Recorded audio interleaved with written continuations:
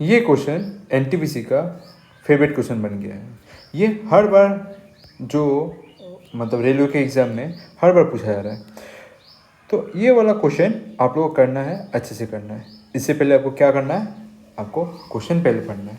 मैंने इसको पहले भी सिखाया था, बस हर बार क्या चेंज आता है, आपको वैल्यू चेंज करके दिया जाता है, पर कॉन्सेप्ट सेम है। कॉन्सेप्ट एक बार समझ लोगे आपके लिए आसान बन जाएगा।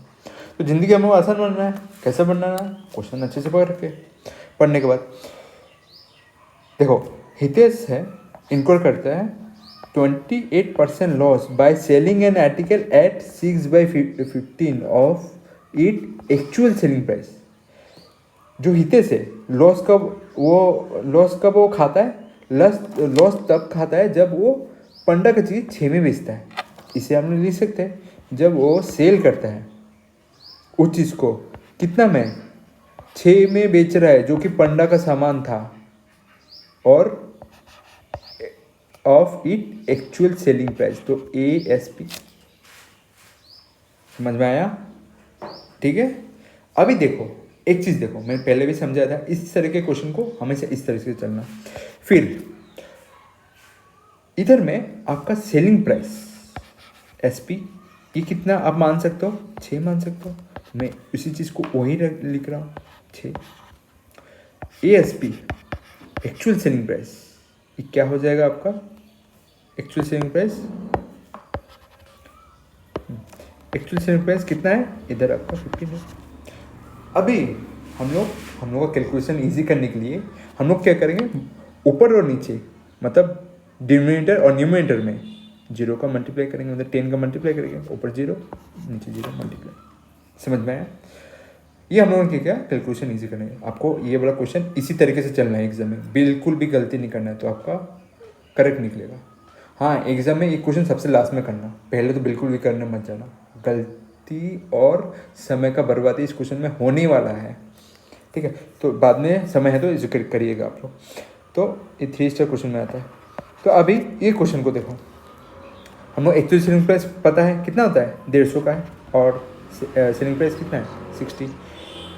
देखो, जब वो सामान को 60 रुपये में बेच रहा था तो उसे लॉस ओकर हुआ कितना, 28% का लॉस ओकर हुआ, ठीक है। तो SP1 हम लोग क्या मान लेंगे, ये 60 है जो हम लोग को मिला है।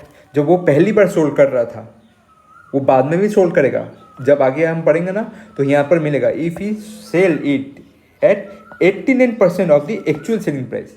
फिर से वो सोल्ड करेगा 89% of the actual selling price से ज़्यादा, तब जाके उसका प्रॉफिट क्या होगा, ठीक है। मेन हम लोग का अभी बात है, पहली बार जब वो सोल्ड कर रहा था तो 60 रुपये, तो 60 रुपये में जब वो बेच रहा था उसको लॉस हो रहा था। समझ में आया? इसका मतलब आपको क्या हुआ, जब इसका प्राइस 60 रुपये था तब उसे 28% का लॉस हुआ था। इसका मतलब ये है कि 60 कॉस्ट प्राइस का 72% है। समझ में आया? मतलब इसे मैं लिख के दिखाता हूँ। अगर आपको बोले ये इस चीज़ में इतना में बेच रहा है, 60 रुपये में उसे बेच रहा था, तो उसका कॉस्ट प्राइस उस समय कितना था, तो CP आप कैसे निकालोगे, ऑलरेडी आपको मालूम है कैसे निकालोगे। देखो 60 रुपये का चीज़, ये तो कम से कम लिखना तो आप लोग को पता ही होगा, बेसिक से मैं लिख रहा हूँ, ठीक है। आप नहीं तो दूसरे तरीके से भी लिख सकते हो। इधर में 28% है, लॉस हो रहा मतलब कितना, 72 डिवाइड बाई 100, ठीक है। आप ऐसे भी लिख सकते हो, ऊपर का ये आप मान सकते हो कि वो चीज़ को कितना में बेच रहा है, 60 रुपये में बेच रहा है। तो इधर में 60 का कैसे लाए हम लोग, जैसे 72 से मल्टीप्लाई हो जाएगा, तो ये वाला मल्टीप्लाई करके आप बोथ साइड में ये वाला वैल्यू निकाल सकते हो, ठीक है। पर हम लोग जो ओरिजिनल मेथड है उसमें हम लोग जाते हैं, जैसे बेसिक अपने सीखा हो। तो 60 का ये सेलिंग प्राइस है, तो हम लोग कॉस्ट प्राइस चाहिए, तो कॉस्ट प्राइस कैसे निकालेंगे, 100 डिवाइड बाई कितना, ये 28 को हम लोग माइनस करेंगे किससे, 100 से, क्योंकि लॉस हो रहा ना, कोई भी चीज़ का वैल्यू 100% हम मानते हैं, पर उसे लॉस हो रहा है 28%, तो बच गया कितना उसके पास, 72। तो यही चीज़ मैंने लिखा है। अभी देखो इतना तो लिखना आ गया, अब 12 5 जा, ये कितना है, 12 6 जा, इतना तो आ गया आपको। तो ऊपर में क्या बैठेगा, 500 डिवाइड बाई 6। इसे हम लगने से और भी छोटा कर सकते हैं, 2 से डिवाइड कर दो, ठीक है, ऊपर में 2 से डिवाइड, नीचे में 2 से डिवाइड, तो कॉस्ट प्राइस हम लोग को इतना मिल गया, पर हम लोग पॉइंट में नहीं ले रहे, हम लोग का कैलकुलेशन क्या आसान के लिए। अभी नेक्स्ट स्टेप पढ़ेंगे जो कि हमने दूसरा से, if he sell it at 89% of the actual selling price, तो एक्चुअल सेलिंग प्राइस से वो 89% में उसे बेचना चाह रहा है, ठीक है। एक्चुअल सेलिंग प्राइस को हम लोग क्या बोलेंगे, SP2। ये आप लोगों का दूसरा केस, मतलब कंडीशन नंबर 2 ऐसे मान सकते हो। तो ये वाला पहला कंडीशन था, ठीक है, कंडीशन नंबर 1। तो दूसरा कंडीशन में हम लोग क्या करना चाह रहे हैं, जो हम लोग एक्चुअल सेलिंग प्राइस है उसका 89% के हिसाब से उसे बेचना चाह रहे थे। इसे हम कैसे ऐसे लिख सकते हैं, तो इसे आप लोग कटापिट्टी करोगे 5 से 2, 5 से 3, और बाकी आप लोग जब इसे करेंगे तो इसका वैल्यू कितना निकला, 133.5 निकल गया। अभी आप लोग को आसानी से प्रॉफिट परसेंटेज निकाल पाओगे, जो कि हम लोग को क्लास में ही पूछेगा, what is the profit percentage. देखो, प्रॉफिट के लिए हम लोग को किससे माइनस करेगा, सेल प्राइस से कॉस्ट प्राइस को मना पड़ेगा। लॉस में अलग होता है cost price to sell price, पर प्रॉफिट में क्या होगा, सेल प्राइस से कॉस्ट प्राइस। तो हम लोग का सेल प्राइस इधर कितना है, 133.5, तो हम लोग का प्रॉफिट परसेंटेज निकलेगा, ठीक है, माइनस कॉस्ट प्राइस आपके पास ऑलरेडी लिखा हुआ है, तो कॉस्ट प्राइस हर जगह में इसका वैल्यू सेम रहेगा, 250 डिवाइड बाई 3।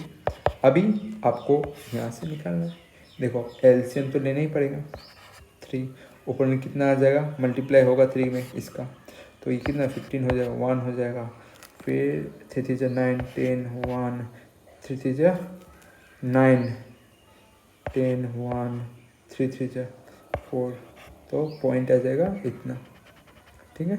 और इधर में कितना 250 होगा, जैसे आप माइनस करोगे तो कितना आएगा इधर 150.5/3, समझ में आया, इतना आएगा। देखो ये आपका आ गया, क्या आ गया, प्रॉफिट परसेंटेज, ठीक है, प्रॉफिट परसेंटेज आ गया। पर हम लोग को क्या निकलना बोला है, what is the profit percentage, हम लोग का प्रॉफिट निकला है, बस परसेंटेज नहीं लिखना है। यही तो चीज़ आदमी लोग गलती करते हैं, ये हम लोग का बस प्रॉफिट निकला है, प्रॉफिट परसेंटेज को हम लोग कैसे नहीं है, कितना प्रॉफिट हो रहा है वो निकालने के लिए ये बस प्रॉफिट है, ठीक है। गलती से भी इसको प्रॉफिट परसेंटेज मत कर देना, एग्जाम में गलती हो जाएगा, अगर इससे डिवाइड करके आंसर नहीं निकला आप सोचेंगे क्या मैंने गलत कर दिया, पर प्रॉफिट, ये प्रॉफिट निकला जो कंडीशन नंबर 2 के हिसाब से उसका। पर आपको प्रॉफिट परसेंटेज कैसे निकलेगा, आपको ऑलरेडी मालूम है, profit percentage is equal to क्या होगा, प्रॉफिट जितना उसका प्रॉफिट हो रहा है divide by cost price multiply by 100, ये वाला फॉर्मूला में बैठता है सारा।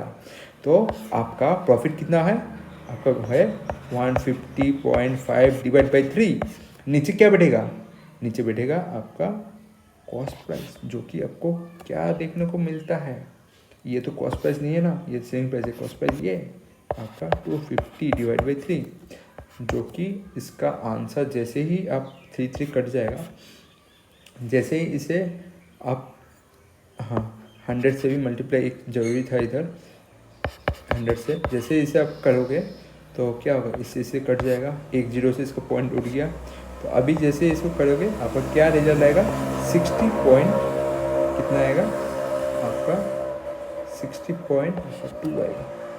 समझ में आया बातों को, तो गौर देना बातों का, तो 60.2%, जो कि ऑप्शन नंबर सी में देखने मिलेगा। समझ में आया, मैंने इस बार अच्छे से समझाया, मैंने इसका क्वेश्चन बहुत बार करवाया है, ये सबसे मैं सोचता हूँ बेहतरीन मैंने समझाया है आपको, तो कोशिश करिएगा समझने का, और कुछ भी प्रॉब्लम है ज़रूर कमेंट कीजिएगा, और देखो कमेंट में समझ में नहीं आया तो मेरे को बोलिएगा, मैं लगने से फिर से वीडियो बना दूँगा।